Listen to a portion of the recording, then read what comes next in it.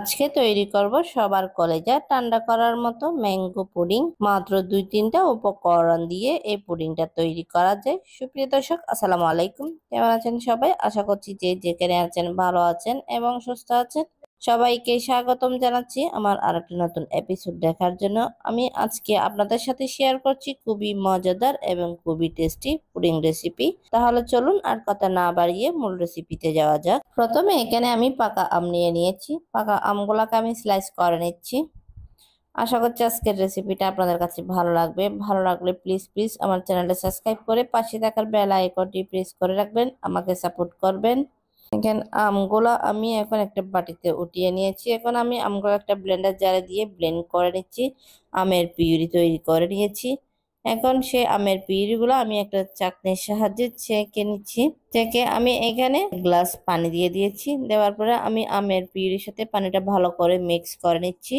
এখানে আমি 2 টেবিল চামচের মতো চিনি দিয়ে দিয়েছি। মিষ্টিটা আপনারা আপনাদের ইচ্ছে অনুযায়ী দিতে পারেন। আমি 1 টেবিল চামচের মতো আগার আগার পাউডার দিয়ে দিয়েছি। এখন সবগুলো একসঙ্গে ভালো করে মিক্স করে নিয়েছি। আমি সামান্য করে ম্যাঙ্গো এসেন্স দিয়ে দিয়েছি। আবারও ভালো করে নেড়ে মিক্স করে জাল করে ঘন করে নিচ্ছি। এই মিশ্রণটা দেখেন ঘন হয়ে গেছে। এখন আমি এটা একটা বাটিতে ঢেলে নিচ্ছি। প্রথমে আমি আমের জেলিটা তৈরি করে নিয়েছি। দেখেন আমার জেলিটা কিন্তু তৈরি হয়ে গেছে। এখন এটা আমি স্লাইস করে নিচ্ছি। পাকা আম আর দুধ দিয়ে তৈরি করে নেওয়া যাবে এই পুডিংটা। এই ম্যাঙ্গো মিল্ক পুডিংটা যদি আপনারা বাসায় না তৈরি করেন তাহলে বুঝতে পারবেন না এই ম্যাঙ্গো পুডিংটা খেতে কতটা মজার। জেলোটা কিন্তু স্লাইস করা হয়ে গেছে। আজকের এই ম্যাঙ্গো পুডিং রেসিপিটা যদি আপনাদের কাছে ভালো লেগে থাকে তাহলে লাইক, কমেন্ট এবং বেশি করে শেয়ার করবেন। আমি এখন পরের স্টেপে চলে এসেছি। আমি এখানে 1 লিটার লিকুইড ঘন মিল্ক নিয়েছি। আমি এখানে 3 টেবিল চামচের মতো চিনি অ্যাড করেছি। আমি 1 টেবিল চামচের মতো আগার আগার পাউডার দিয়ে দিয়েছি। এখন সবগুলা একসঙ্গে ভালো করে মিক্স করে নিচ্ছি। মিষ্টিটা আপনারা আপনাদের ইচ্ছে অনুযায়ী দিতে পারেন, বাড়িয়ে বা কমিয়ে। এই দুধের মিশ্রণটা কিন্তু রেডি হয়ে গেছে। এখন আমি যে ম্যাঙ্গো জেলিগুলো তৈরি করে রেখেছিলাম সেখানে আমি এই দুধের মিশ্রণটা ঢেলে দিয়েছি। দেওয়ার পরে ভালো করে নেড়েচেড়ে মিক্স করে নিয়েছি। আমি এখন এটা 30 মিনিট আমি ফ্রিজের মধ্যে সেট হওয়ার জন্য রেখে দিচ্ছি। এই পুডিংটা দেখেন 30 মিনিট পর ফিরে এসেছি। পুডিংটা কিন্তু একদমই সেট হয়ে গেছে। দেখেন বাটি থেকে আলাদা হয়ে গেছে। এখন আমি এই প্লেটে সার্ভ করে নিচ্ছি।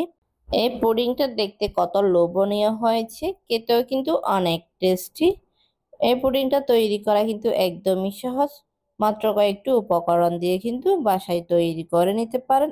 আমি এখন পুডিংটা স্লাইস করে দেখাচ্ছি। দেখেন দেখতে কত লোভনীয় হয়েছে। এই পুডিংটা খেতেও কিন্তু অনেক টেস্টি। আপনারা এইভাবে একবার হলে ম্যাঙ্গো পুডিংটা বাসায় ট্রাই করবেন।